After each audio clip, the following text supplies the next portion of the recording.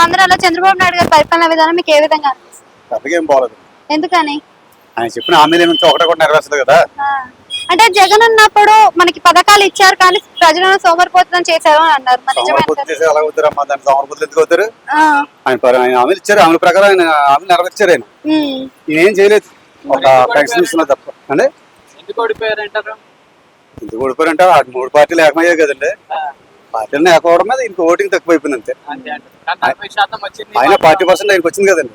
ప్రతిపక్షం ఇవ్వండి అంటే ఇవ్వట్లేదు కదా సార్. ప్రతిపక్షం ఎలాగ ఇస్తారండి ఎవరు? ఆ, అసలు వాళ్ళు ప్రశ్నించడం ఉండకూడదనే కదా వాళ్ళు చేసింది. ఆ, అందుకే ఎవరండి ప్రతిపక్ష హోదాలకు ఇస్తారు ఎవరు? ఆ. కానీ నాకు 40% ఓటు శాతం ఉందని చెప్పి ఉంది మాట్లాడుతున్నారు. కదండి, మరి 40% ఆయన ఉంది కదండి. కానీ ఇప్పుడు 180లో 10% అంటే కనీసం 18 అని రావాలి కదా. వీళ్ళ ముగ్గురు ఏకమై 18 ఎలా వస్తుందండి? ఇప్పుడు వీళ్ళ 3 పార్టీలు ఏకమైన తర్వాత 3-4 పార్టీలు ఏకమైన తర్వాత ఓట్లు చీల్చుకోపోకుండా వాళ్ళు ఏమైనా జాగ్రత్త పడరు ముందుగా. ఈయన ఒక్కడిగా వెళ్ళాడు, అందుకే ఇంక ఓడిపోయాడు. అయితే ఇప్పుడు రాజధాని పునర్నిర్మాణం అంటున్నారు. జగన్ ఉన్నప్పుడు 3 రాజధానులు అన్నారు. మరి 3 రాజధానుల మేలా ఒక రాజధాని మేలంటారా? 3 రాజధానులు మేలమ్మా. ఎందుకంటే ఇది వరకు అలాగే రాజధానులు ఎక్కడో ముందు మద్రాసులో పెట్టారు, విడదీసి పారేశారు, తర్వాత తెలంగాణ పెట్టారు, దీన్ని విడ తీసేశారు. అలా ఒకటే పెడితే వాళ్ళు కూడా ప్రత్యేకం కావాలంటారా? ఆ, ఆ సమస్య లేకుండా 3 రాజధానులు పెట్టాడు ఈయన. అది పెడితే మంచిది కదమ్మా. ఓకే. అంటే ఇప్పుడు జగన్ ఉన్నప్పుడు పథకాలు అన్నారు కానీ ఈయన సూపర్ 6 అన్నారు కదా. మరి సూపర్ సూపర్ 6 ఏం 6 చేసాడు ఆయన?